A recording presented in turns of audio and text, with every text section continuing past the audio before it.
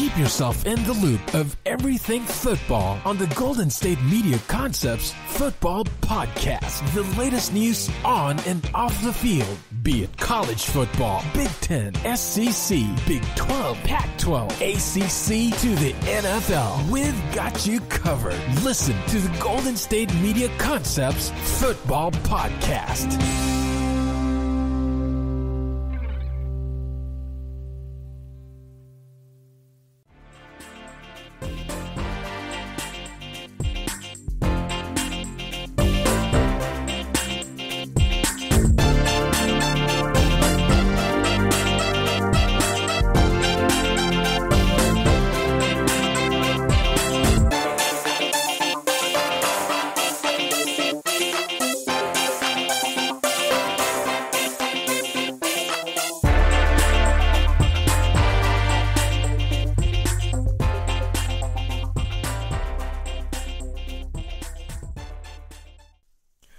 Thank you for tuning in to the GSMC Football Podcast, brought to you by the GSMC Podcast Network. I'm your host, DJ Youngs, back again for another episode.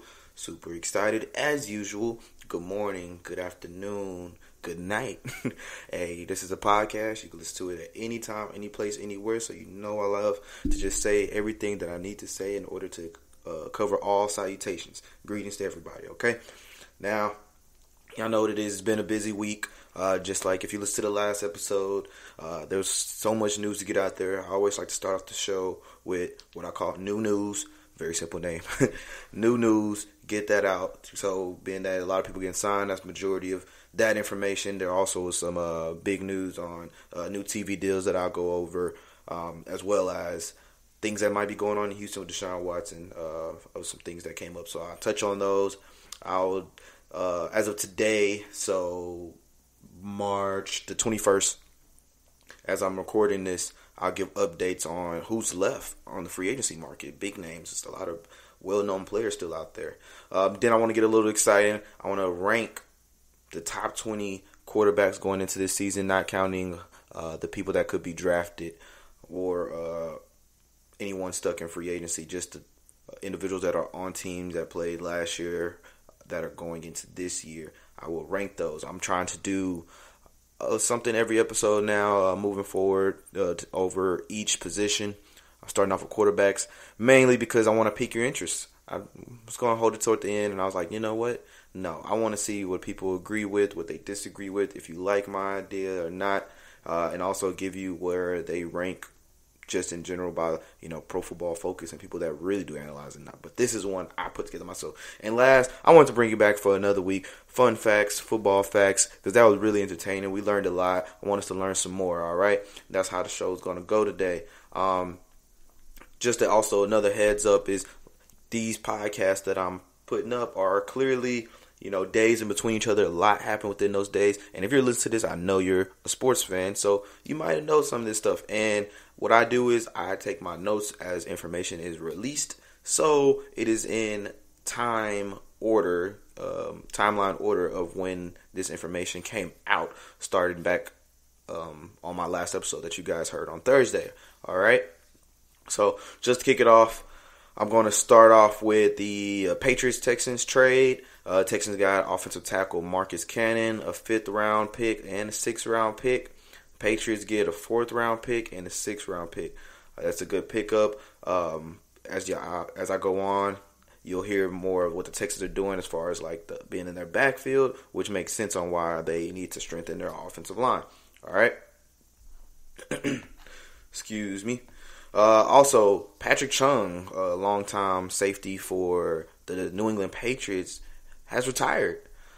He actually opted out last season because his family, they had a lot of situations. His son had asthma. His wife or girlfriend, was pregnant, and his dad that he helps take care of his old age, so he didn't want to risk it. Makes sense. I believe he fell in love with the life that he just lived this past year, even though he had intentions to come back and play for the Patriots this upcoming season. He decided to call it quits and start that new chapter of his life. So super excited for him. I wish him nothing but the best to him and his family, as well as the Patriots as they have to replace him. Chung was a part of 3 championships with the Patriots. He was been there for 11 years. 1 year he was actually with the Eagles, but he was able to return back to the Patriots. So, congrats, man. I know that's a big milestone moving on in life and stepping away from such an amazing game. Excuse me. All right, Mike Glennon is the backup quarterback for the Giants, coming back behind Daniel Jones. It's up next. Tampa Bay Buccaneers receiver Chris Godwin signed his $15.9 million franchise tag with them to hold his spot for the year as they try to keep him a little longer and see if they can get a long-term deal. Pretty sure they got some paperwork figured out for the future, or they might just be holding him for another year because Tom's staying for another year and they all want to run the back with the same team. Makes sense for Godwin. I'd stay for the 1 year on the tag as well in that situation. I mean, because I'm sure we all want to win. Running back Elijah McGuire will remain in Kansas City. He signed a 1 year deal with them. No numbers on that, on how much it is, but he'll be back with them. All right. Excuse me. The Panthers signed cornerback Rashawn Melvin to a 1 year deal. And, Melvin's been in the league for quite some time and bouncing around teams. This is actually going to be his 10th NFL team, surprisingly enough. Tight end Jared Cook signed to the Chargers, 1 year deal, $6 million max. Also, the former Cardinals running back Kenyon Drake is signing a 2 year, $11 million deal up to $14.5 million with the Raiders. So definitely a great addition to their backfield as they had a very good offensive season last year. The Raiders did. So, with Derek and everybody over there making it happen as they in their new city, I'm glad to see Kenyon Drake get back there. This 2 year deal, like I said, $11 million, $14.5 million max, including $11 million. That $11 million is guaranteed. Okay. Tight end Kyle Rudolph is going to the Giants. So giving Daniel Jones another weapon at the tight end position especially is interesting. I'm actually excited to see that. I'm excited to see Kyle Rudolph in another atmosphere that I'm pretty sure he'll still flourish in. Mitchell Trubisky, quarterback of the Bears, is now with the Buffalo Bills. He'll become Josh Allen's backup. I don't think there will be a battle for that position, starting position. I think they just got him in case something happened, which God forbid. Okay. Former Packer DN Martavius Adams reached an agreement with the Patriots on a 1 year deal worth up to $2.5 million. Okay. Former Texan wide receiver Will Fuller, who will be eligible to play in Week 2, is going to Miami Dolphins. The reason he won't be able to play the Week 2 is because he is on a 6-game suspension. All right. Now, that's the news that came out up until it was time for the release of the NFL announcement on the new media. All right, on how that deal works. So, the way it came out, Jimmy Pitaro, the chairman of ESPN and sports content, he first let out notice. He said, when ESPN and the NFL work best together, the results are transformational for sports fans and the industry. Some of the most remarkable collaborative examples have occurred in the past 12 months and have demonstrated the extraordinary range of Walt Disney Company that is fundamental to the agreement. So for those that don't know, ESPN is owned by Disney, so they have that, ABC, Hulu, all that kind of stuff. So this is a big deal because now we'll be seeing games and the Super Bowl on ESPN, ABC, stuff of that nature. The way the Super Bowl is going to work, they're going to rotate. It's been on CBS, Fox, NBC. They've been in the mix now. ESPN/ABC is in the mix. Starting in 2023, it's going to go to CBS. Then next year, Fox, NBC, and then ESPN and ABC. So we'll see the first one on ESPN and ABC in 2026, and then it'll rotate back again. And then in 2030, we'll see it again. Also part of that deal. So you got ESPN Plus will stream one exclusive national game each year, starting in 2022. Starting in 2023, ESPN will broadcast wild card games and divisional playoff games. That's cool. And then they also have reincorporated the flex schedule for Monday Night Football, starting for Week 12 and beyond. For those that are unfamiliar with the flex schedule, they kind of did this a few years back. And what it is it allows them to pretty much move games around from Sunday to Monday, Monday to Sunday, depending on what is going to be a better primetime game. So if, a team comes out and wow us and they're doing good, or there's a player that's hot, or the opposite, or so, say it's a primetime game and the star player gets injured and now it might not be too interesting of a game, they might move that away. But yeah, but it's usually in the case of unexpected success, so let's say for whatever reason, two teams that no one expected, I'm not going to say teams, but two teams no one expected to go undefeated all the way through 12 weeks, just so happened to be playing in a game together, but it was a regular game on a Sunday at 1. They can move that to Monday Night Football, you see, just to make it interesting. But yeah, that is cool. I mean, I'm someone that luckily has the Disney bundle, so I have ESPN Plus. I got access to all of that stuff, and ABC, of course, and I get to watch it all. I get to see it in a different way. You'll also get, I guess, a new as the time goes on and they get those primetime, especially playoff games, we'll get a new little jingle. We know what our Monday Night Football and the Fox Football and all of those sound like. Maybe these changes might bring us a new little jingle. We'll see though. But moving on, the Detroit Lions are signing former first-round pick Charles Harris. The defensive end had 3 sacks with for the Falcons last year, so a nice little easy pickup. Former Jaguars receiver Keelan Cole is going to the Jets on a 1-year, $5.5 million deal. He's he's a good guy. I think that'll be another good addition to the team for the Jets as they're trying to make these moves and spend this money as they should. Okay. I guess right here I'll talk about the Deshaun Watson situation because things were coming out of time. It was with the third civil lawsuit for it. I believe it's 7+ women involved in a civil lawsuit case of Deshaun, and it's like a range of things of accusing him of inappropriate behavior, indecency, all the way to sexual assault. There's only so much information coming out on this. Deshaun and his team's response was they were prepared to fight this and they can't wait till the facts and truth come out, things of that nature. But a lot of people feel that this is quite an interesting time for this to be coming up, right? It seems quite suspicious that when Deshaun is doing what he's doing to let everybody know he's trying to leave, he doesn't want to be there. Houston wants to keep him there, but it's not looking too good. It's looking like he's going to almost force them to trade him. And all of a sudden, then he starts getting a bad rap. And there's, people out there trying to throw dirt in his name. And I'm not saying that these people are not telling the truth.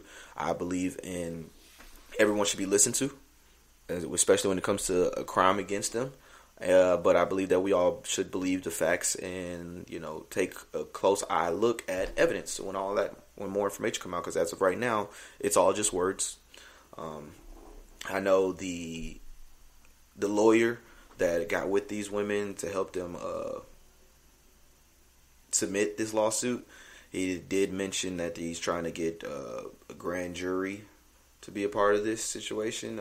So there's another woman that'll coming from state line, so most of these women are in the Houston area, and then there's one from another state, so they don't know if this will turn into something federal. But like I said, Deshaun and his team said they're prepared to fight this. And something else that was fishy that makes it hard for people to believe is that lawyer, I believe his last name is Busby, he's friends with the owner of the Houston Texans. So I'm not playing anything down or saying anything. That's just the information that's out right now. It's very vague, very not detailed, and I hope that if justice needs to be served, if that's truth, then it comes to it. But if not, I just want those people to pay for doing something wrong as well. Okay?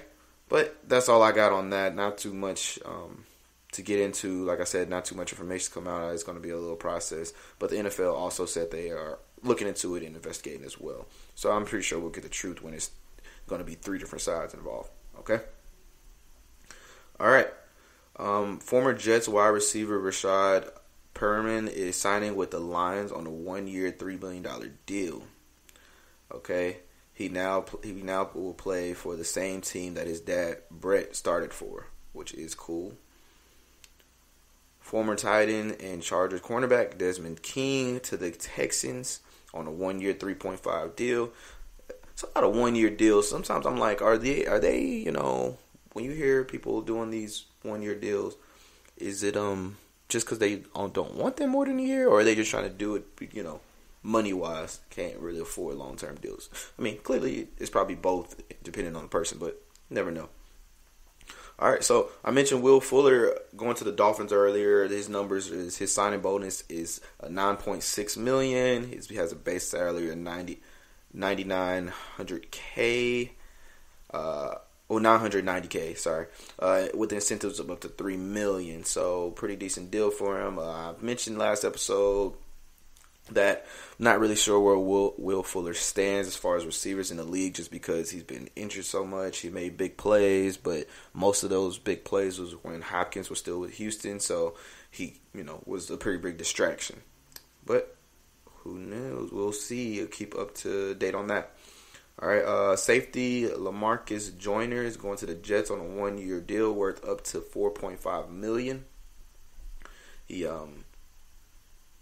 can play free safety like he did with the Rams. Okay, so the Patriots and the center David Andrews that I mentioned last episode could possibly be leaving. Actually finalized the deal, so he'll be staying there.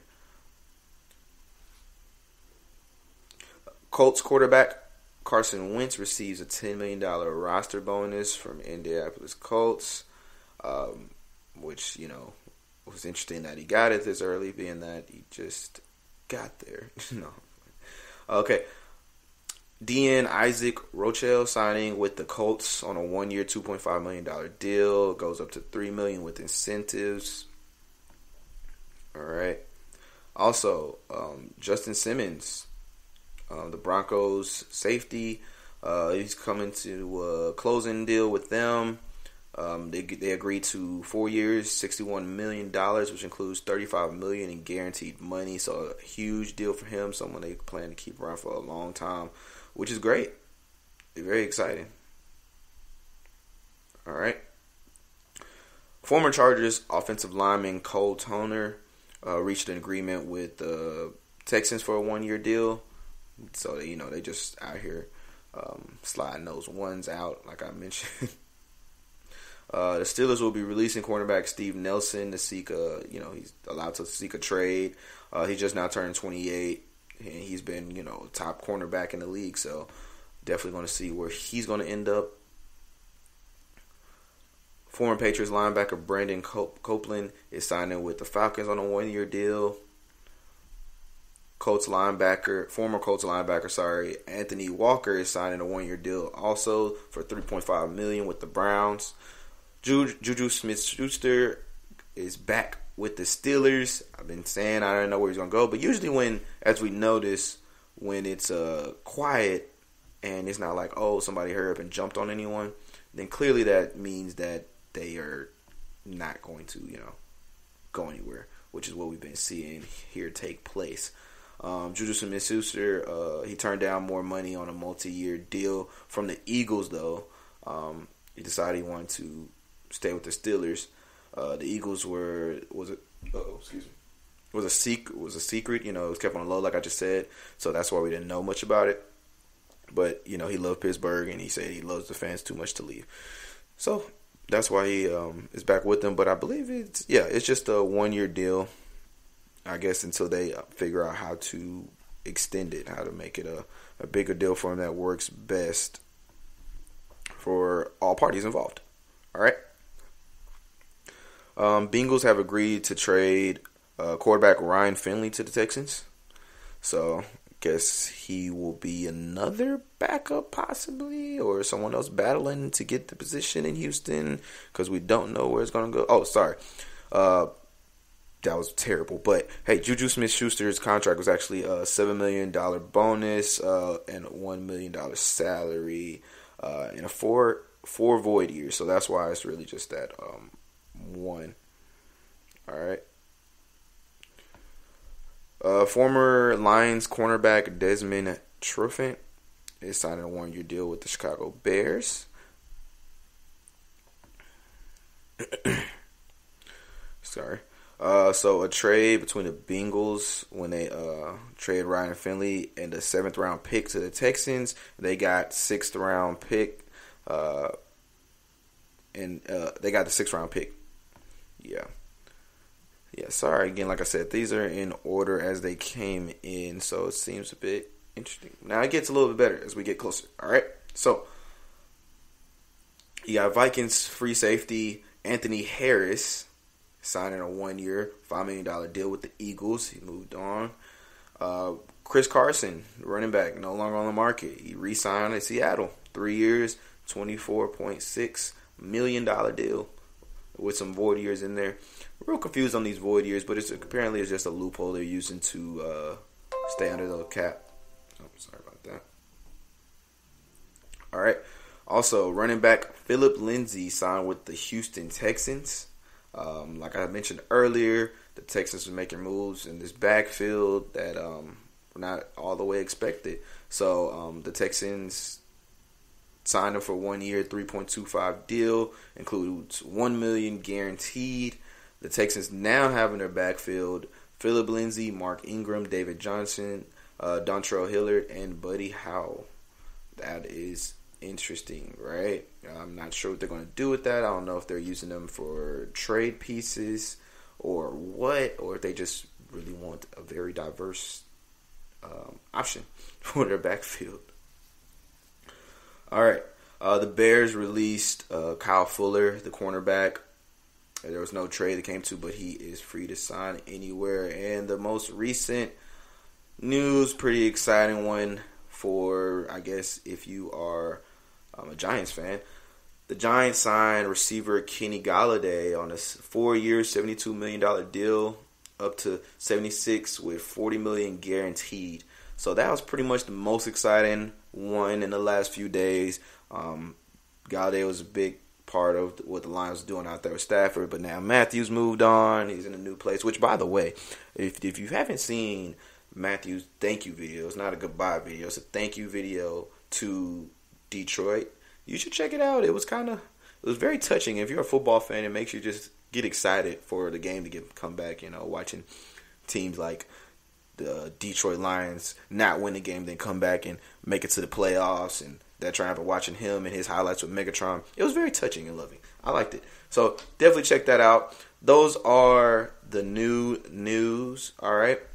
That's what I got for you set up. Now, next up, I'm going to talk about who's left on the market after I just mentioned all these people that just got signed. I want to talk about who hasn't been signed yet and why not, possibly. All right. So stay tuned and we'll be right back.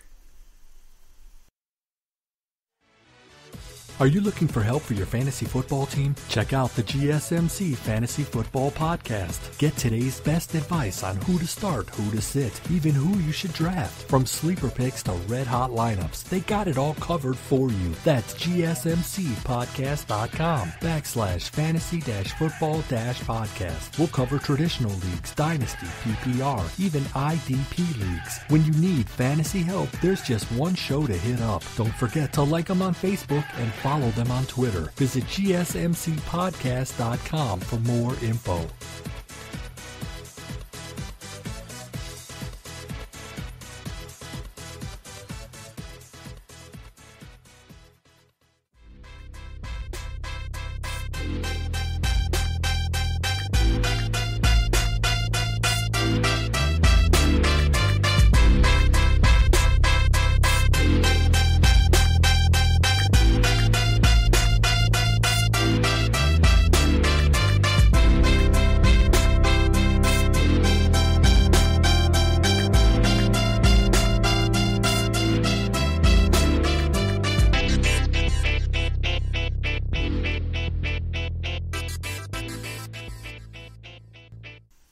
we back, and we back, and we back.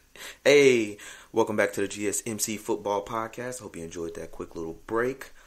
We started off with the new news in the first segment. We're on to the second segment. I'm going to discuss about the players that are still available on a free agency market. And stay tuned later for some fun facts and my top 20 quarterbacks that are going to be in the league.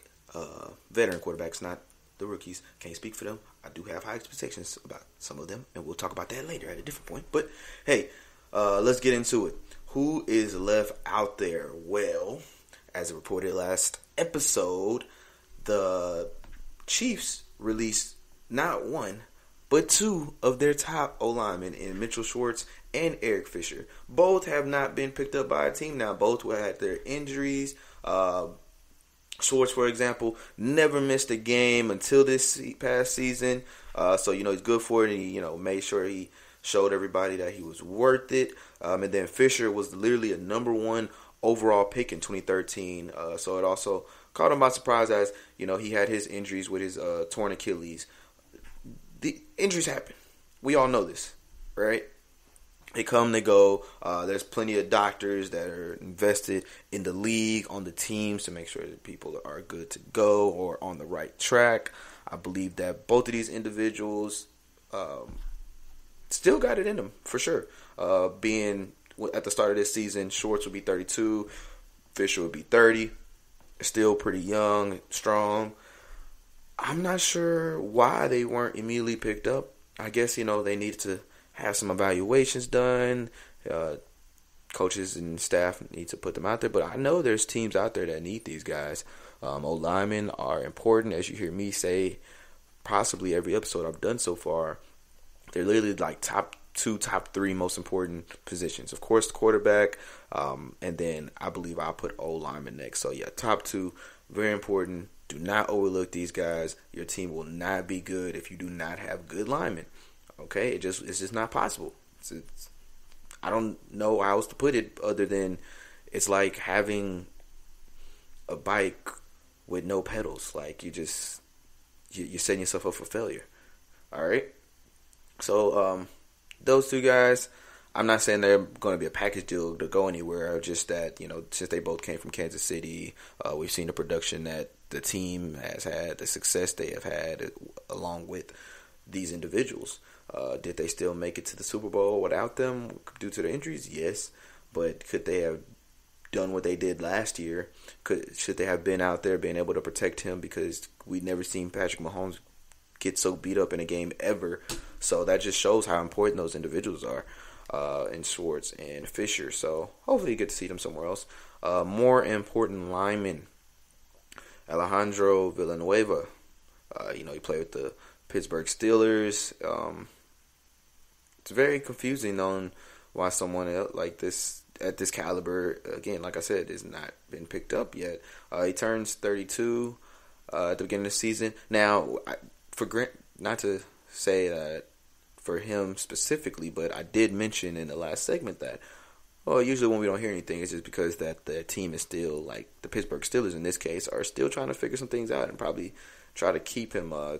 Pretty much been said that even if his best days are behind him, Villanueva plays the position is very difficult to replace in free agency. Teams could definitely consider it a win to find a serviceable player like this left tackle here. So that I don't think he's leaving the Steelers. I think he's actually going to stay. So that's possibly why he hasn't moved yet.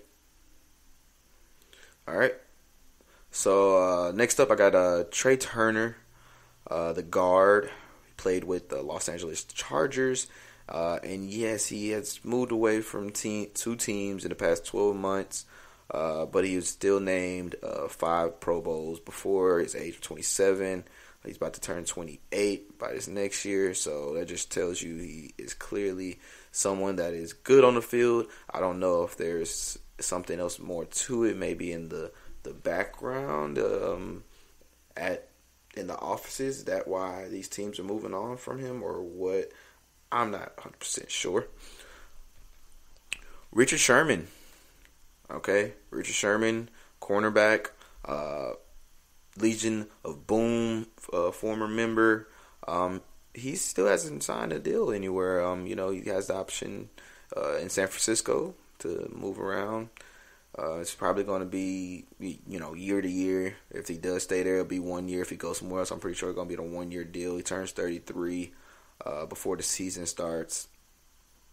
And, he did have his injuries this season. So I think that's why a few people might be a little on edge. But, he's still a number one cornerback, holding top players. So hopefully if he does get healthy, we will see him on the field. Melvin Ingram, the DN, just played with Los Angeles Chargers his last season. He turns 32 before the season start. I guess he hasn't been picked up just because the team's trying to figure it out, because I definitely know some teams that need him. Like, Kansas City Chiefs could use him.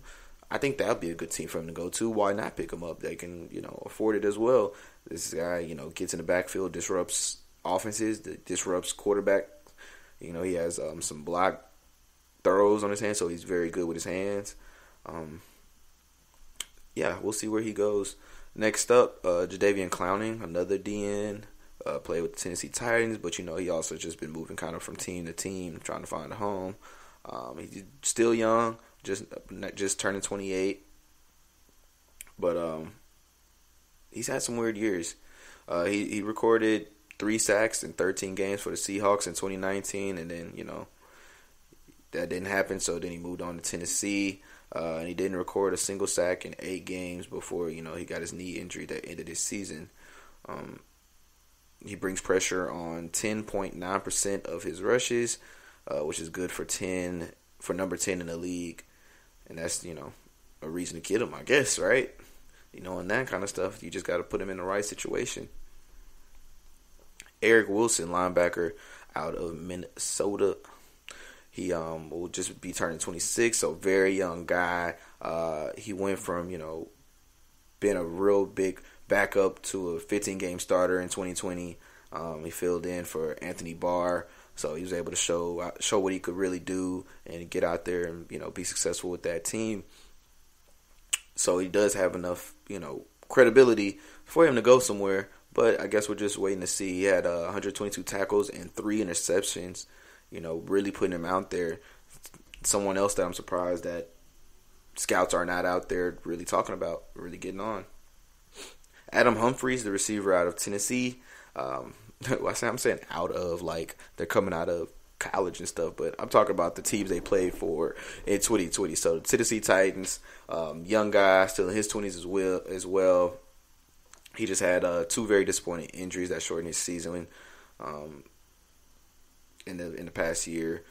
But he's again, a solid. Injuries are clearly what's holding quite a few of these guys up from being able to sign that bag, and it's unfortunate. I hope that kind of stuff turns around for him.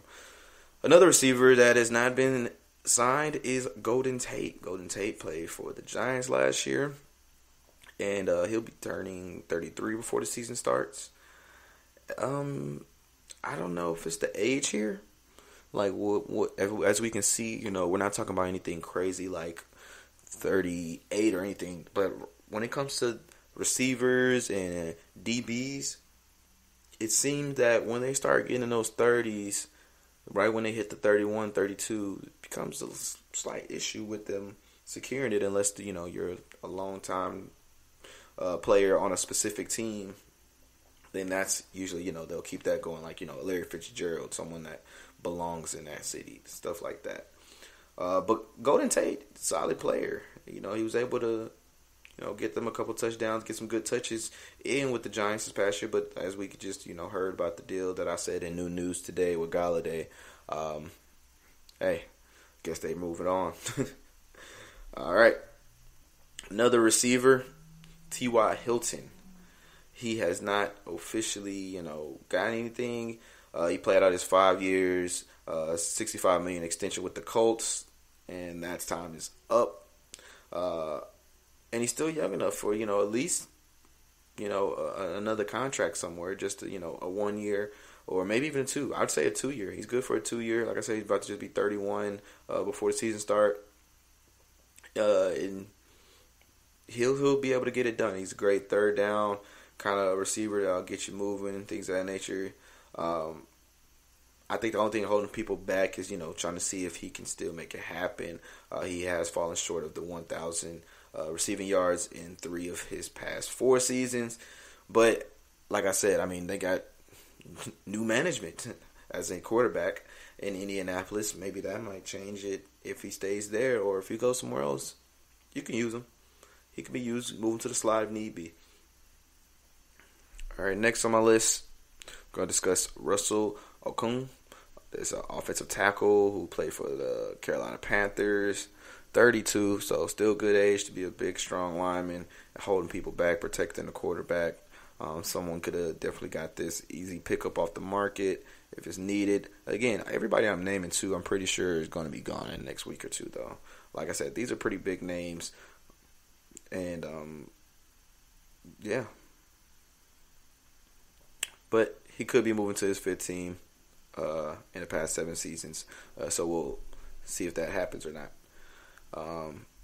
Ndamukong Suh, he, everybody knows him, defensive tackle. He started with the Lions, big name. Went to Tampa Bay, just won him a ring with them. Happy for him for that, but they have not officially got it together as far as if they're going to re-sign him. Do I think they are? Yes, just like they did everybody else. As crazy. But what's crazy about Ndamukong is I don't think it's about the money anymore. Like, he clearly just wants to win. He just won his first ring. If he's playing again, I'm pretty sure he wants to win the second one, which is what Tom Brady has that whole team in Tampa Bay thinking and trying to do. Like I said, it can't be about the money because he's already earned nearly $156 million in his NFL career, which is a lot, and if not more than some of the as when it comes to the non-skill positions, so not the quarterback, running backs, receivers, DBs. When it comes to the linemen, that is a lot of money. Okay, so definitely think it's going to be on him trying to stay and help out the Bucs. He helped them out this past year. He recorded 6 sacks. So that hey, he must like some over there. It works for him. Also with the Bucs, haven't had a word about Antonio Brown. Clearly, it's the only team he probably can even play for. So, got him a touchdown in the Super Bowl. Got him a Super Bowl ring. But where else is he gonna go? So, whatever that deal looks like, I'm confident we'll be seeing Antonio Brown still out there in Tampa Bay. All right.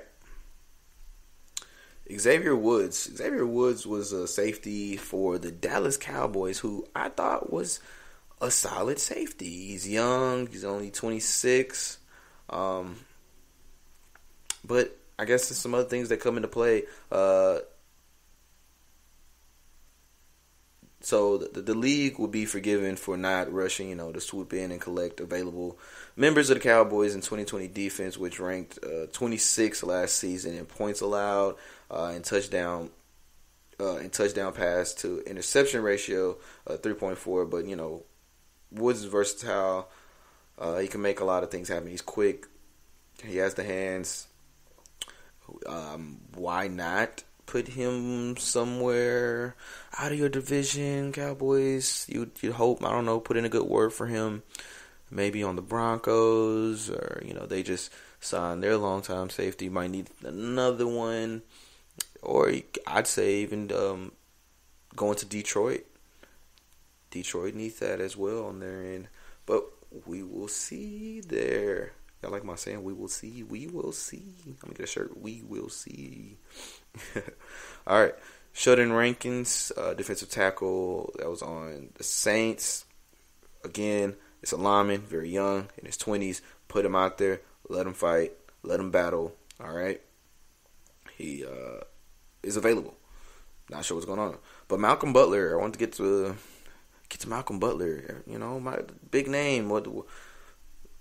Big star, Super Bowl winning Malcolm Butler is, not signed anywhere. He's, struggling, I guess, to find somewhere to go. ESPN said that he struggled when asked to consistently defend the opponent's number one receiver, but that doesn't, mean that he can't play, which I agree with. Like, literally, it takes some work, it takes some time, it takes the environment. It's a lot of things that got to fall in place sometimes when it comes to sports. I am someone that believes that, you should be self-motivated for starters and, have the confidence and have the drive in yourself to get there. So I believe that Malcolm Butler definitely has that ability to bounce back. Everybody might have a down season, and as I've said in a couple episodes back, this 2020 season was different. It wasn't the same as we've been used to. So sometimes you can't just hold these things over certain people's heads. You gotta let the adjustment come back, bounce back. All right. Sammy Watkins, who played on the Kansas City Chiefs, he is out there available. He's had his injury problems. He's been missing his 1,000-yard seasons. So I do think that makes it tough for him to get placed anywhere. If I'll take a best guess, though, he's probably going to stay with Kansas City. Possibly do a one-year deal there. Wait, that's not one that I mentioned earlier, right? Bam. Staying somewhere until they can figure out another deal. I don't believe so. I could be blanking here. I want to check, make sure I didn't give you guys false information. Oh no, that was Juju. Okay, cool. I was like, who was that? All right, I forgot that quick. Sorry about that. Yeah, no. So Sammy's still available, but I think he'll end up in that same situation like Juju with a one-year deal. Probably not nearly as much though. But like I said, Juju got voidable years and stuff like that, so it seems that he'll be there more longer. Excuse me. Cornerback Quentin Dunbar, who played with the Seattle Seahawks, still in his 20s. Got in some trouble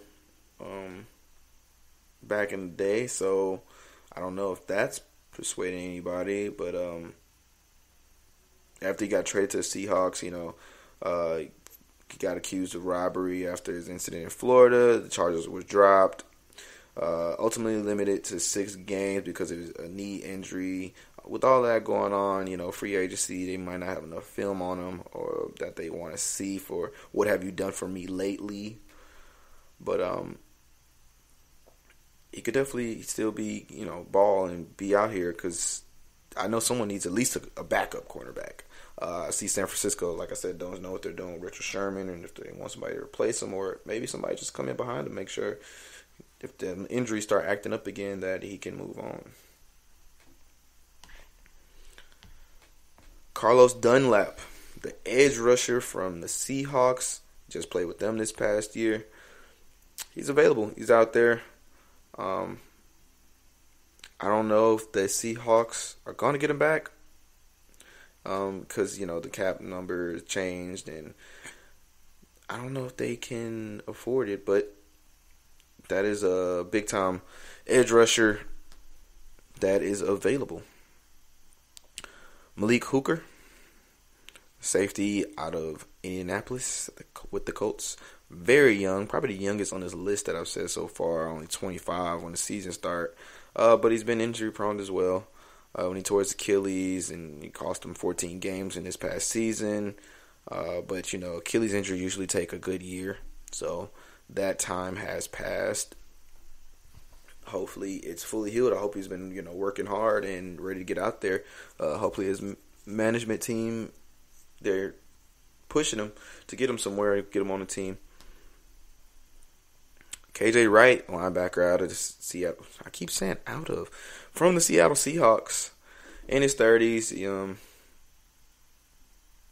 And I mean, he's in his 30s, and you won't see too many teams, falling over themselves for a 30-year-old linebacker. But I mean, he did play at a very high level this past season, and I said this last season was a little unorthodox. He started 16 games and still was able to push through just fine.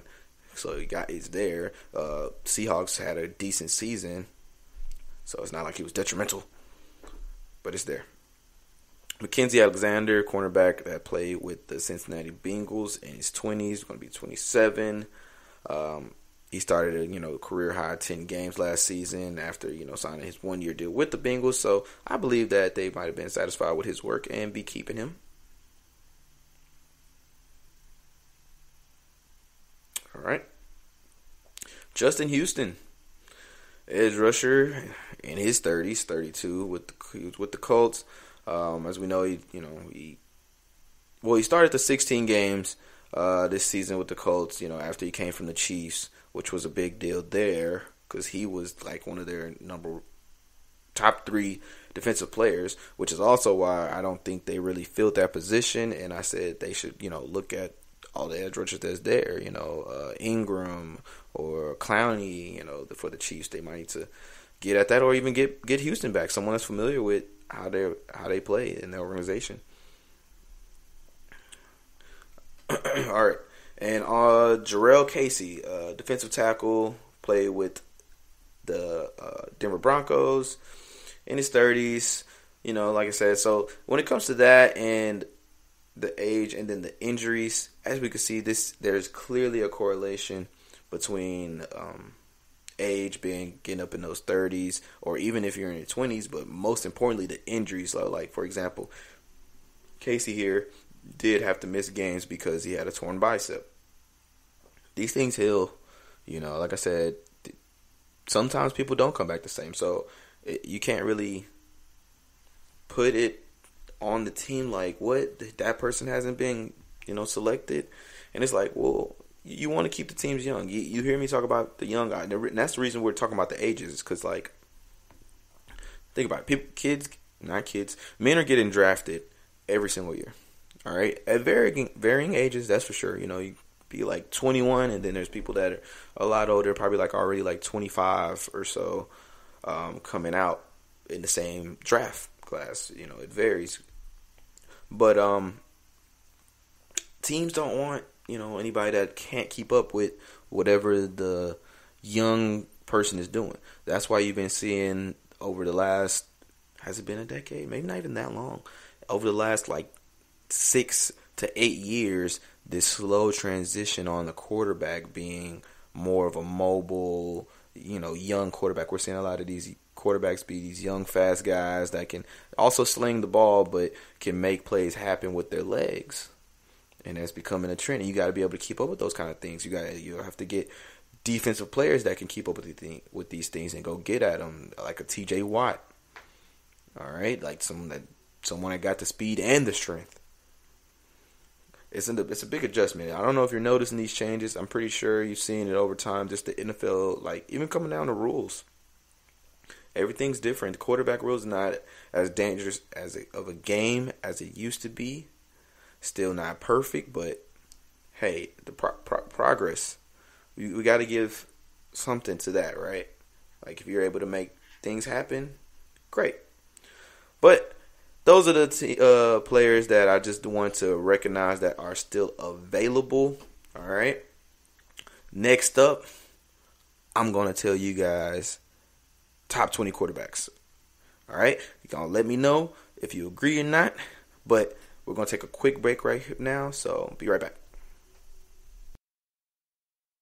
Tired of searching the vast jungle of podcasts? Now listen close and hear this out. There's a podcast network that covers just about everything that you've been searching. Hey! The Golden State Media Concepts Podcast Network is here. Nothing less than a podcast bliss with endless hours of podcast coverage.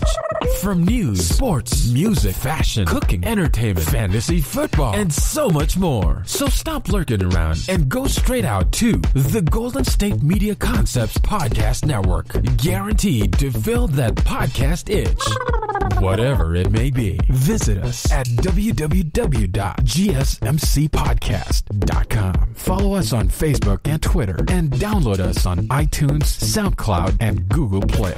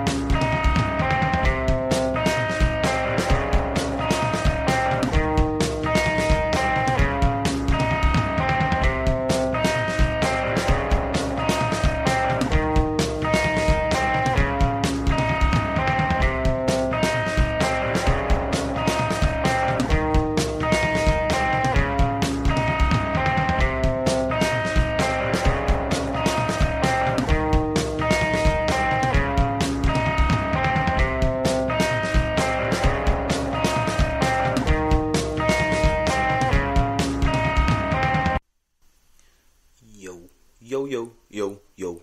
And we're back now. And we're back now. Welcome back. Hope you enjoyed that quick little break. Been a great show so far. We're halfway through. 2 segments left. The first half definitely talked about what was going on in the news and who's available in free agency. Now we get to the fun stuff. Now I'm about to give you my top 20 quarterbacks in the league, and then we're going to move on to some fun facts. But get your pencil, get your paper out, because I want you to write down what I'm about to say, because I guarantee you this is the right way. This is the key to success for all of these teams. All these individuals I'm about to name now, they're quarterbacks, they're chief sergeants on the field. They got to make stuff happen, okay? So I'm going to tell you why they pretty much deserve the position I'm giving them, okay? And then I'll even look up where they're ranked among some other sites. I'll just Google and see, how close I might be. So I haven't looked at any of the other sites, but we're going to do that, all right?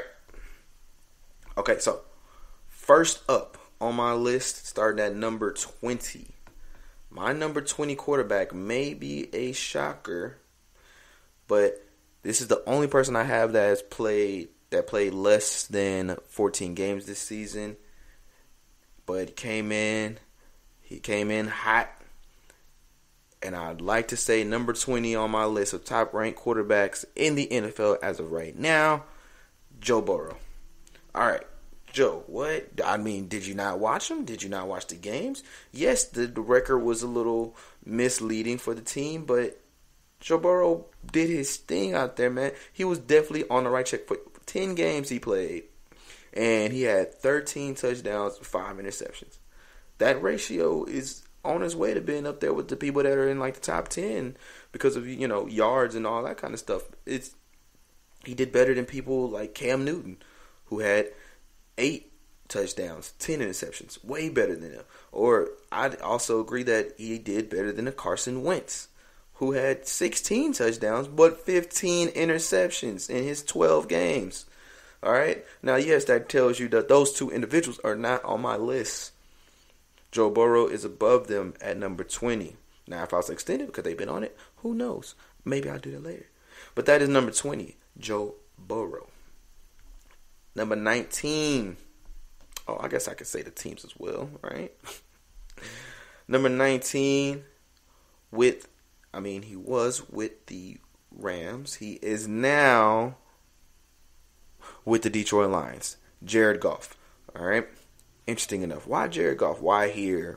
Do you think he's better than 18 other quarterbacks? Or do you think he shouldn't be on this list at all? Well, I'll have you know that although he did not get to stay with the Rams, they did not think he was getting it done for them.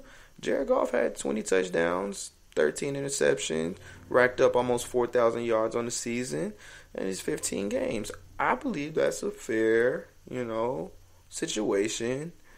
It just puts him over Joe Burrow a little bit because he had a little more experience and did a little more with it. You also got to remember he played in the Super Bowl, so it's not like the kid don't have it. It's just that, kind of going based off what we just saw, knowing now that he's going to Detroit, weapons or not, they, no longer have Galladay, so guess we'll see what happens. But yeah, Jared Goff is my number 19. Number 18. Oh, I'm so sorry. I messed it up. Jared Goff is actually number 18. Number 19 is Daniel Jones. All right. Daniel Jones with the New York Giants. He is actually, so it's Joe Burrow, Daniel Jones, then Jared Goff. Jared Goff for the same reason I said, but why is it switched? Why is Daniel Jones number 19 and not number 18? Because that's what I thought for a second here. Well, it's because, they didn't have much going for him. He did have to miss games. He was the person that played the next fewest games after Joe Burrow, so he only got 14 games in, which is why his stats look the way they do. He did 11-10. Most of his big players were injured. He only threw for 3,000 yards. But we've all seen the potential. We know when he first took over for Eli, what we saw, and it's coming up, and it's going to be back. And I think he's going to be by the end of the season, because that's what we're really looking at. The list I'm speaking of, not including the rookies that may come in and start, is where I see the physical ability of these quarterbacks. So it's hard to completely ignore who's on their team and what they can do with them. Yes, that is hard to not take into account here. But really, I'm trying to focus a little bit more on who the quarterback is. You know, what's his awareness look like? How strong is he when under pressure? And, you know, as far as making good decisions. So good decisions showed me when I'm looking at, they had this many touchdowns versus this many interceptions. That shows me, you know, are you playing smart? Are you doing what you need to do? Are you making the plays? And then you look at things like yards. So it's like, okay, are they getting the ball downfield? Is he moving the chains? Stuff like that. Okay, so that's kind of give me the parameter of what I'm judging them off of here. Okay.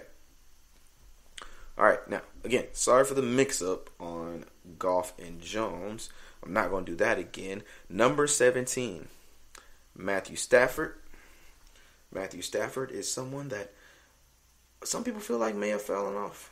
It might be the end of him. No one knows what's going to happen to him with Atlanta. I mean, I hope that at least he stays around, because Matt Ryan, like I said, this is a top 20 quarterback. He was able to make things happen. All right?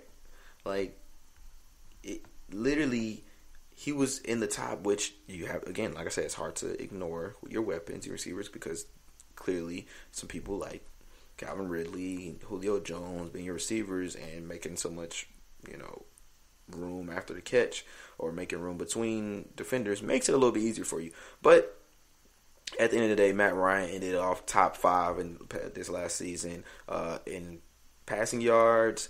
He had 45-81. He had 26 touchdowns, 11 interceptions. Kind of high interceptions if you ask me, but you know, he also was on one of the higher ends of getting sacked too, though. So that could definitely have played a part. He had 41 sacks.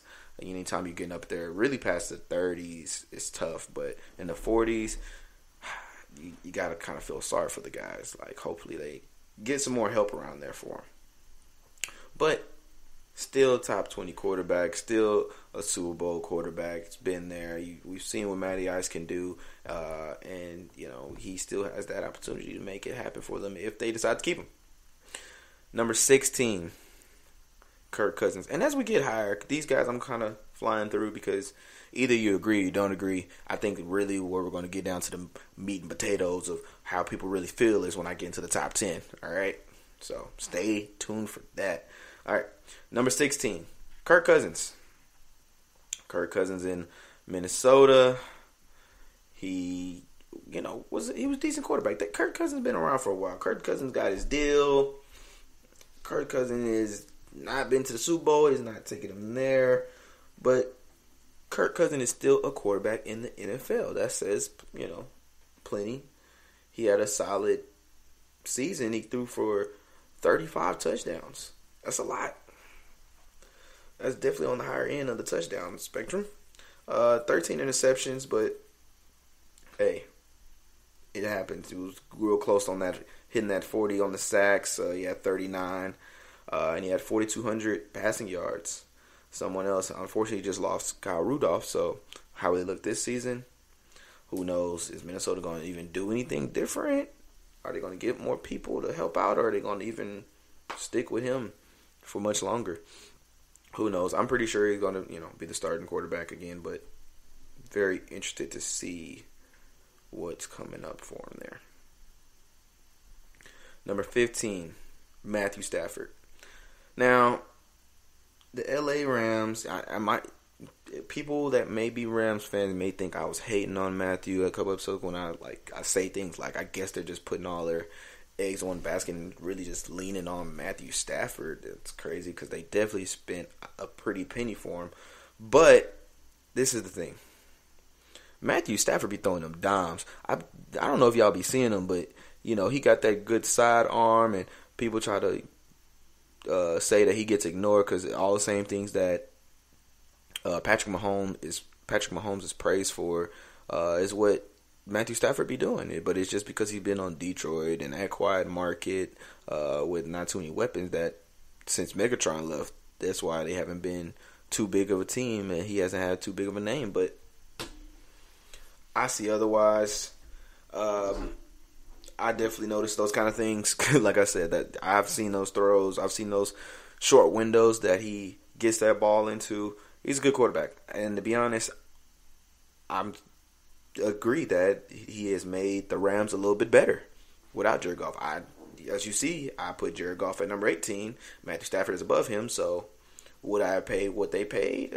Probably nah. Probably if there was someone in my top 12 here, probably pay what the Rams paid. But I also don't get paid to do stuff like that, so not my job. I could be wrong. I might not know what I think I know.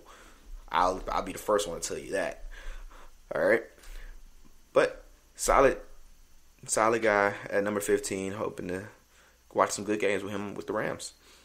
Number 14.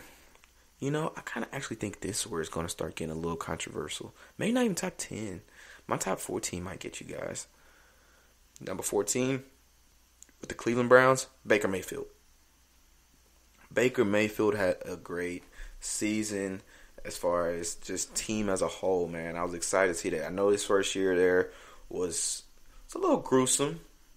But hey, he took them to the playoffs, and didn't just take them to the playoffs. He won in the playoffs, got them a playoff win.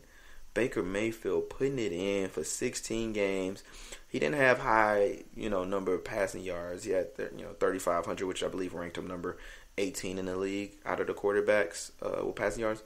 But he still had, what was impressive to me, 8 interceptions only. So when I'm looking at interceptions, I'm looking for the single digits. If you got the single digits, that's solid. And then if you're, getting up there with the touchdowns, which he had 26 touchdowns, fair amount. It's a little on the average lower side than getting really up there. But hey, the kid was balling, man. And thankfully to his, O-line too, because again, like I said, you're getting up there. If you pass the 30s, he only had 26 sacks on him over the season. 16 full games, 26 sacks. So he was being protected, and he was able to make things happen with that. That's what happens when you protect your quarterback, as we see, right? All right. Now, this is why I said things might get a little sticky in here. Number 13, the Los Angeles Chargers, Justin Herbert. Yes, the rookie, the phenomenon. He's number 13 on my list, above veterans like Kirk Cousins, Matt Ryan, Jared Goff, Matthew Stafford, and even young guys like Baker Mayfield, Joe Burrow, Daniel Jones. Justin Herbert showed you who he is and who he is going to be for the LA Chargers. Like, the kid, first of all, he won Offensive Rookie of the Year, but it was because of his numbers. He finished top 6 in passing yards, 4,336. His ratio for the 15 games he played, he had 31 touchdowns, 10 interceptions. So one off from the single-digit praise that I was just giving for interceptions, 10 is still good. This kid's rookie year. All right? And then he got past the 30 mark on the touchdowns. That's usually where the top quarterbacks, are really at. And then if you're really doing something, you're in the 40s when it comes to touchdowns. But he's in the 30s, 31. That shows that this kid's going to be around for a long time doing great things. Very excited to see that. The line did their best, took care of him, 32 sacks on him, but oh my goodness. I love seeing his passer rating for the season was 98.3. Okay. I don't even know who to really compare him to. I can't think of anyone that I'd say he reminds me of, that he's going to kind of be the next this person. So I'll just say he's himself. He's going to be the next Justin Herbert. Like, Justin Herbert's name is going to be, I take that back. I think Justin Herbert is a better version of Ryan Tannehill. So with that being said, my prediction is that Justin Herbert is going to be a top 5 quarterback in the next 2 years in the league.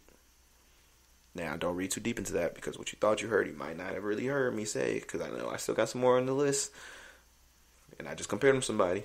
Don't take it like that. All I'm saying is playing style compared to Ryan Tannehill. I give him that. But I think he's going to be better than Ryan Tannehill. I think he's going to be up there. Kind of when Matt Ryan won MVP. I think that might be who Justin Herbert is. But we'll see. Let me not. I'll be around. We'll be able to talk about it. All right. Number 12. The old man, Ben Roethlisberger with the Pittsburgh Steelers. Now, I call him old man because, it was kind of confusing if he was going to come back or stay with the Steelers. But, he said he didn't want to end off the season the way it did last year. Not mad at him for that. But, hey, Ben still got it. We got to remember what just happened here. They literally just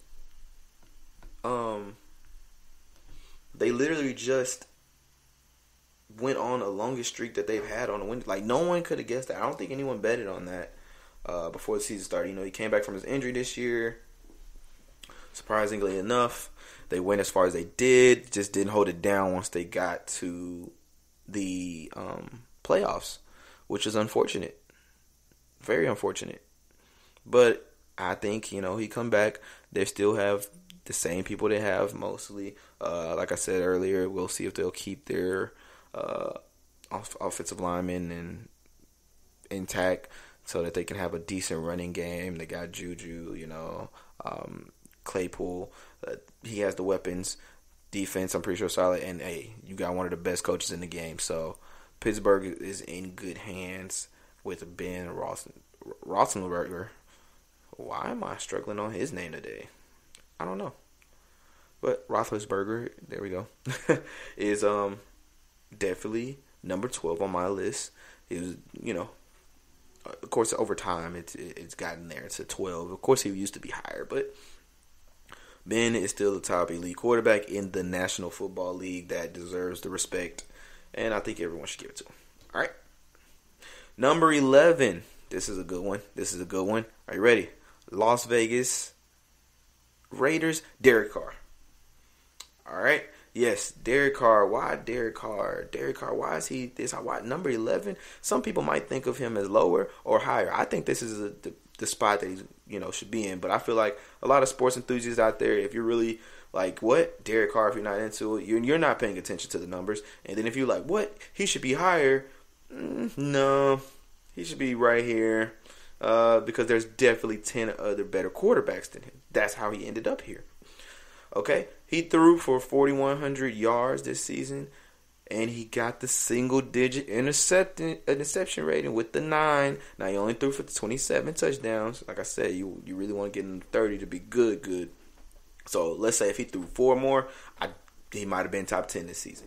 Could have been. He had some great help along the way with some of the weapons that John Gruden got him out there. He was able to, complete 348 passes out of 517, giving him a 67.3 rating, which is on a higher average end, okay? Because, if you get to that 70, then you're killing the game, but it's rare. It's only I think 2 quarterbacks that reach that rating anyway. Everybody else, is falling in 69, 68, 67. So, and those are, again, on the higher end, because there's definitely people that's weird at the bottom in the 50s and stuff. But he wasn't one of them. Okay? Derek Carr came out, played 16 games, and he balled. All right? Even gave Patrick Mahomes and the Chiefs their first L of the season. All right? They got it done. He had great rating of 101.4, great passer rating. So he's definitely an elite quarterback who gets to be my number 11. Now, number 10 is someone you're going to have to come back and find out about, because I'm only doing the first 10, and then if you come back on the next episode, you will hear my top 10 quarterbacks. I know you're probably disappointed. You probably want to know who it is, but this makes it a little more interesting, because now what you get to do is, remember when I told you get your paper out and your pencil to write this down? Now you see who I have Now, you could do two things. You can do your own top 10, and you can probably guess mine. Hey, if I become big enough, we might even make this like a little March Madness thing that, like, let's see who can get it right and, give out some giveaways to the individuals. I mean, I think that would be fun. I like having fun here, as you can see, like keeping things interesting. I'm hoping I'm keeping you on your toes and keep you interested into my good football fun that I like to have. But those are numbers 20 through 11 on my top 20 quarterbacks. Come back next episode that will be released. This episode is going to be released on Monday. So you hear this then. And then the next one will be released on Thursday. And that's where you will hear the top 10. Okay? All right. Now it's time for us to take a quick break, get into the final segment, and get to learn some more fun facts. I know y'all are excited. Be right back. This is your ultimate stop for everything sports. The Golden State Media Concepts Sports Podcast. Should I say more? From the NFL, MLB, the NBA to MMA, it's all in here. The Golden State Media Concepts Sports Podcast. Listen now.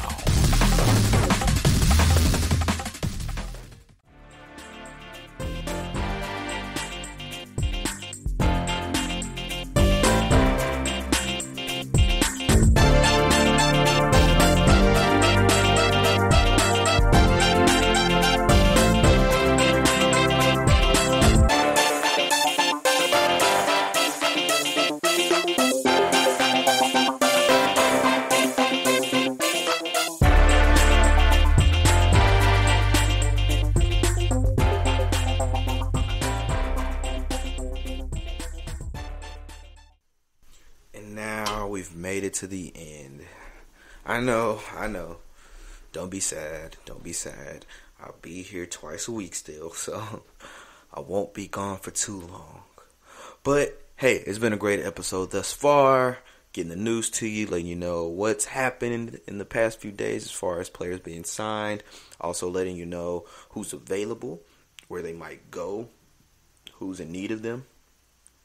Rumors of just what is being said around the league on where some of these people may be going. And my last one, I just gave you some of the first half of my top 20 quarterbacks in the league. All right, so keeping it interesting, keeping it fun.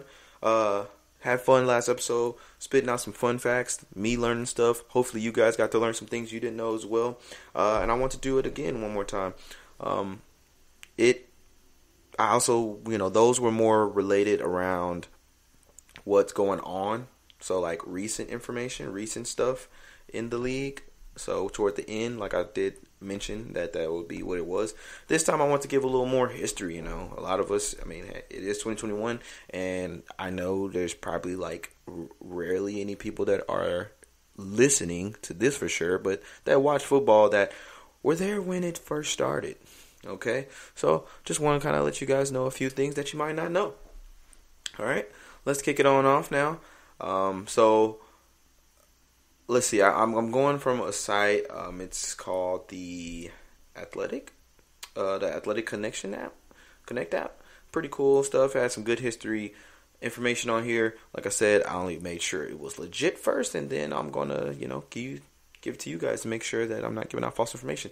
So, an NFL game was first televised in the year 1939. The game was televised in New York on about 500 television sets. So, like, everyone didn't even have access to the game, first of all, because people didn't have TVs like that. This was 1939. There's definitely no color. I know that for sure. Surprised it wasn't just on the radio. Well, it says televised, but I'm just trying to joke around. My grandfather wasn't born at this time, so, that kind of says a lot for how far back this was. It's quite some time. Football's been around a long time, It's been America's sport for a long time. So to say 500 televisions is where it started, wow. 500 televisions is like one neighborhood. One neighborhood everybody got to watch the football game. I wonder if everyone even really watched it, or if it was just like on for like the aesthetics of like, oh my gosh, we can see people on this box. I don't know, but that's cool to me. Until the year 1943, football players in the NFL were not required to wear a helmet. What? So you're telling me that for years, like decade. They didn't wear helmets. Did anyone else know this?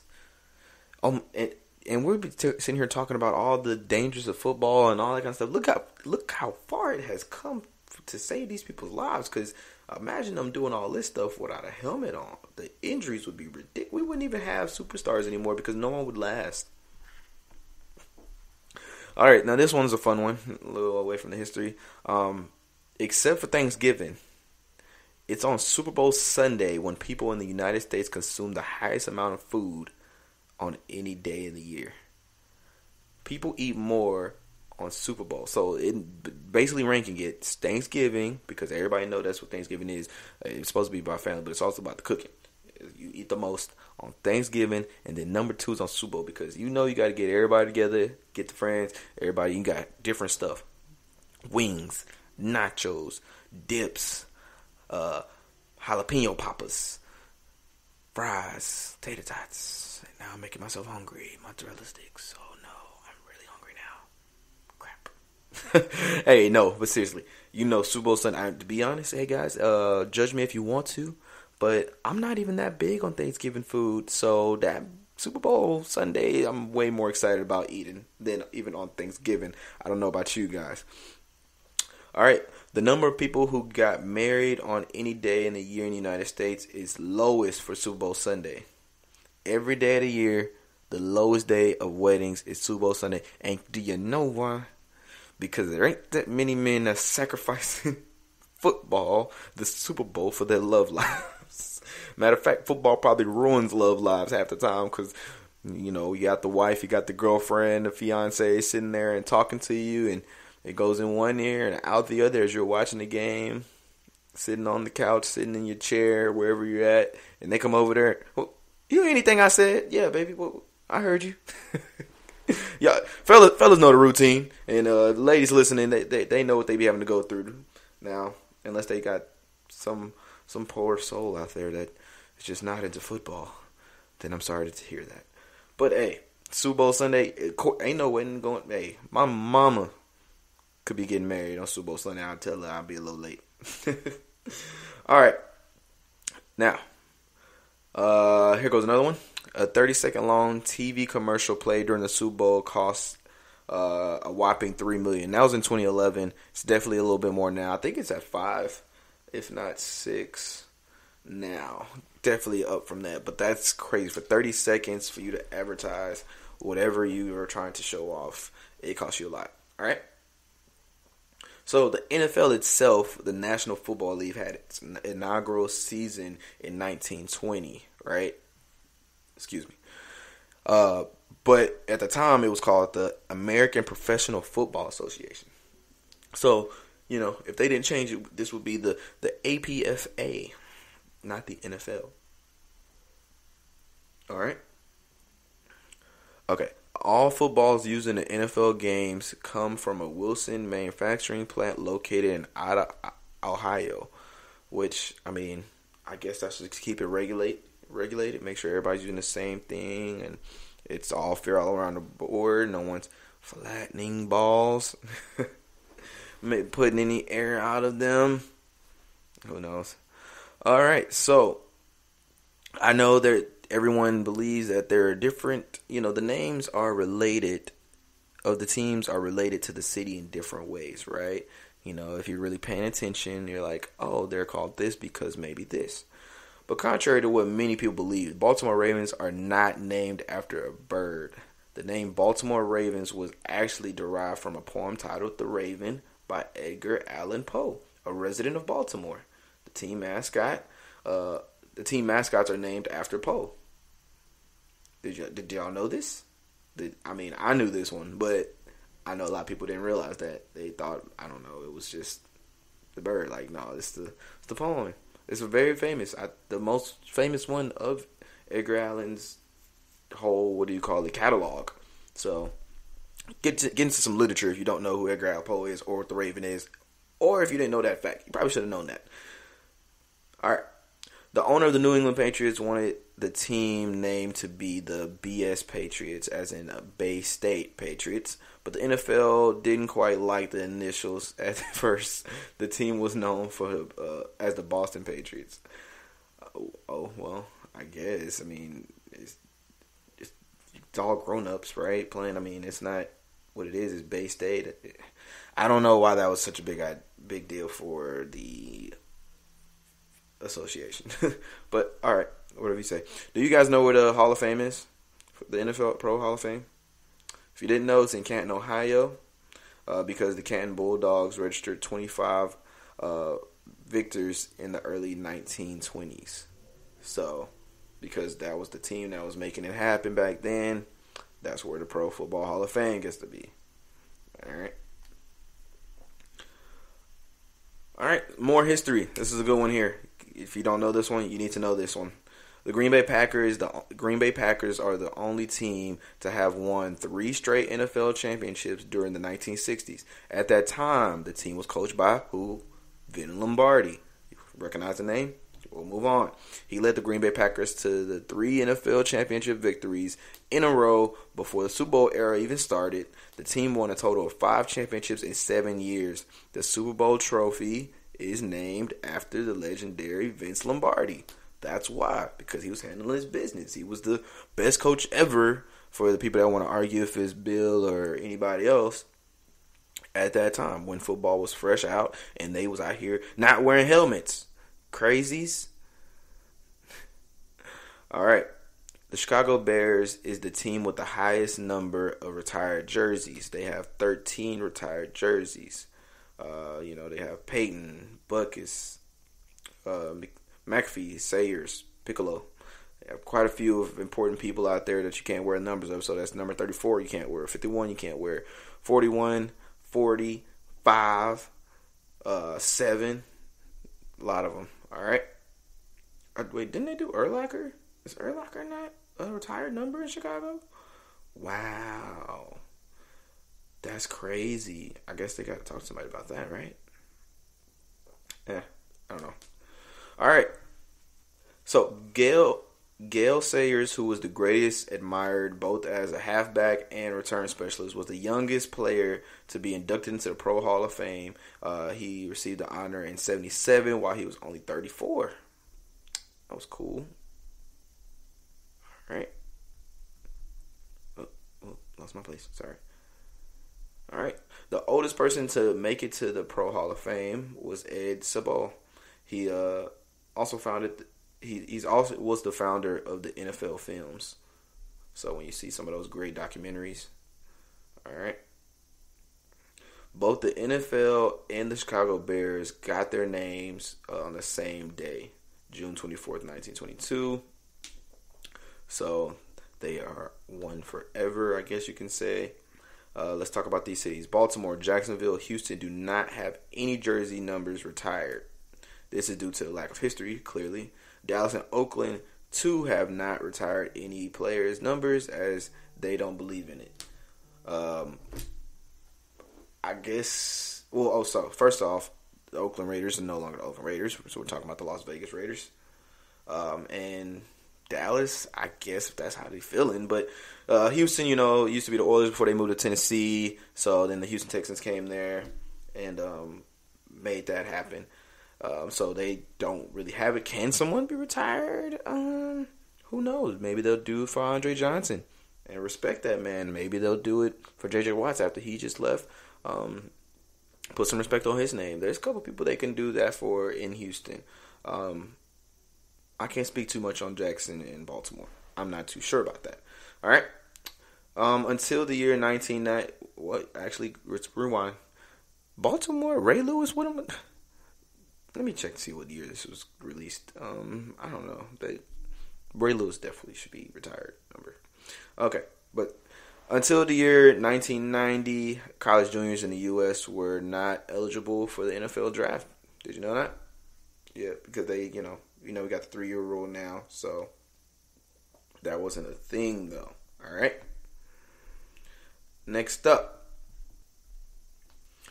Alrighty. until 1990. It's a cool fact. The only non-kickers to have played more than 300 games in total are Brett Favre and Jerry Rice. I don't know if that's updated either. Because that's hard to believe. It's very hard to believe. Really? Non-kickers more than 300? Well, hey, that's why you see them in those copper fit commercials with needing all the extra support on their joints then, I guess, right? All right. That's kind of, give me some more of the history. I just wanted to also give a shout out because, everyone knows who the first African American in the MLB was. Jackie Robinson. All right. Made things happen back in 1945. That was cool. But do you know who Charles Folis is? Yes, Charles Folis proceeded, to follow. And he became the first black professional football player in 1904. So, that's a name that you may not have known that you need to know now. All right. Kind of touching on what I said earlier about Green Bay and the championships. Do you know that's why they have the name Titletown? Yeah, Green Bay is known for their early championship success against the AFL and the championship games under Vince Lombardi and Bart Starr. In addition, the New York Giants were known for a great championship run under Phil Simms and Lawrence Taylor. However, Green Bay and the Giants are the only teams in NFL history to win the Super Bowl in 3 different decades. Do you know who's the only person to win in 3 different decades? Tom Brady. That boy Tom Brady has been beasting it for too long. Somebody needs to stop that man. I mean that jokingly for anybody that took that seriously. I don't think that anything's wrong with Tom Brady being so great. All right. The 1976 through 1977 Tampa Bay Buccaneers holds the record for the longest losing streak in NFL history at 26 games. Now, if you remember though, the 07 through 2010 Detroit Lions hold the records for the longest away losing streak at 26. That was a tough time for Detroit. They could not win anywhere but home. And in 88 through 90, Dallas Cowboys lost an unbelievable amount of 14 straight home games. I don't know how they would have been able to come home. Like, what? There was no such thing as home sweet home. They probably didn't want you to come home, ever. Ever. All right? So how football is made, it takes 3,000 cows to supply the NFL with enough leather for a year's supply of footballs. 3,000 cows? Oh my goodness. We're out here just thinking about cows with the milk and the food, but are y'all thinking about the footballs? That takes a whole field, a whole herd. Oh man. That's crazy. All right, did you know names weren't placed on the back of NFL jerseys until 1960s? So, you really have to be a superstar for somebody to know your name at that point, right? All right, Super Bowl hosts. Miami has hosted the most Super Bowls so far with 10. All right.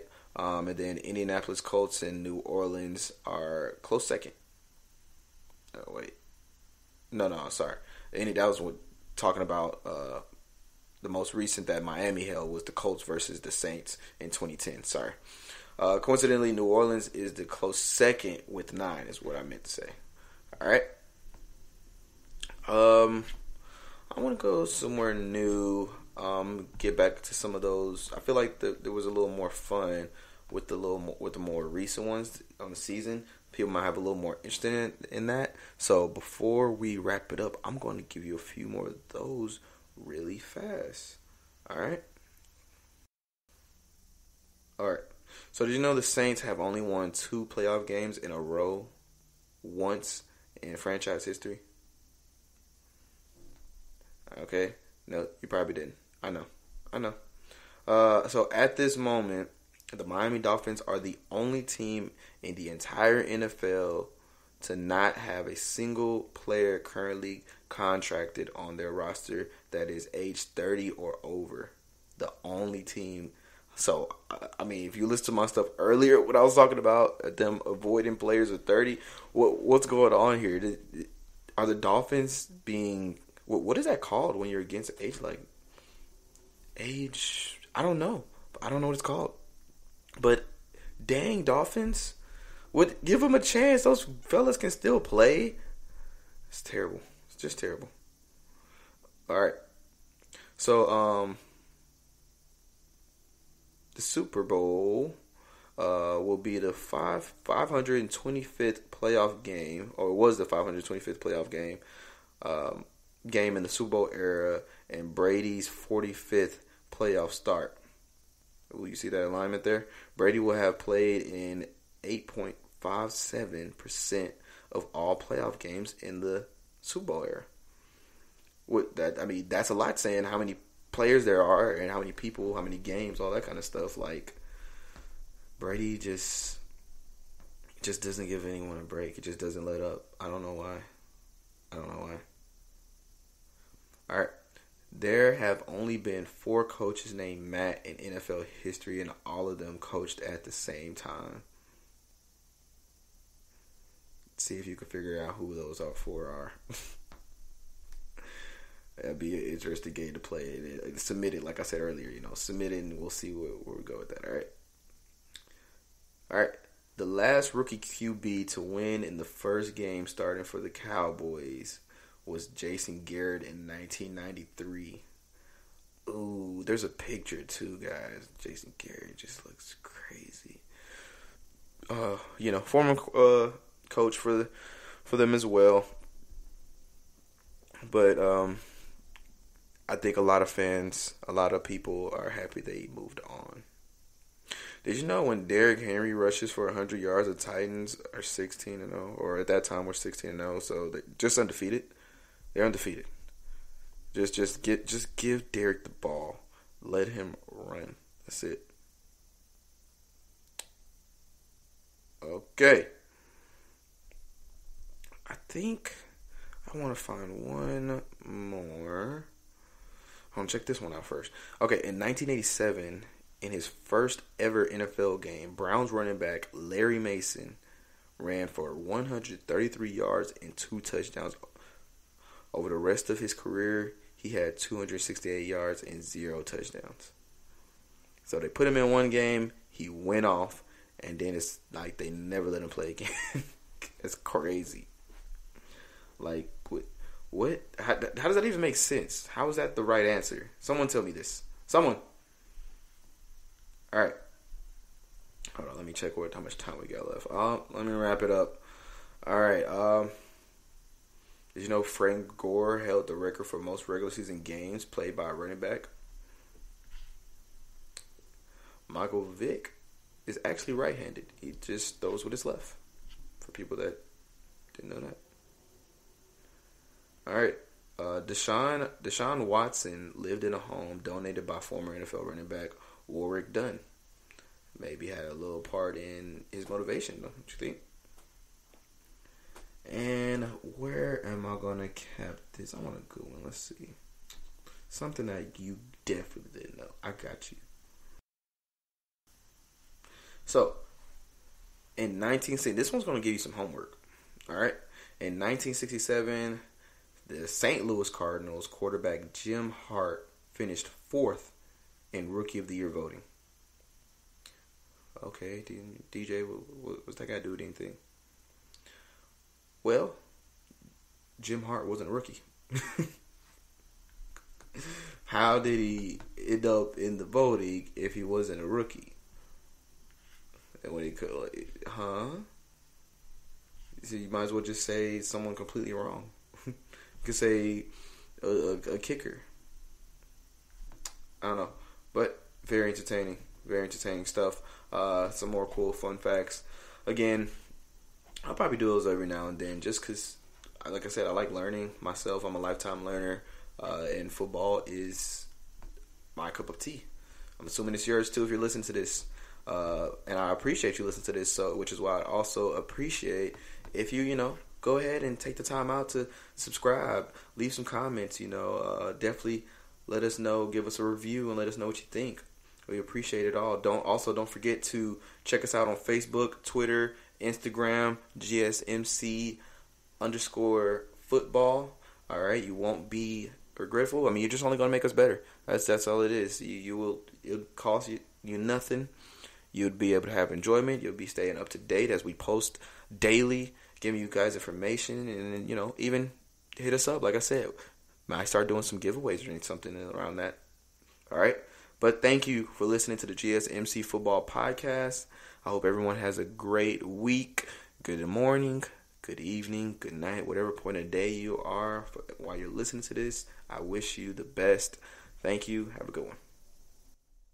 You've been listening to the Golden State Media Concepts Football Podcast, part of the Golden State Media Concepts Podcast Network. You can find this show and others like it at www.gsmcpodcast.com. Download our podcast on iTunes, Stitcher, SoundCloud, and Google Play. Just type in GSMC to find all the shows from the Golden State Media Concepts Podcast Network, from movies to music, from sports to entertainment, and even weird news. You can also follow us on Twitter and on Facebook. Thank you, and we hope you have enjoyed today's program.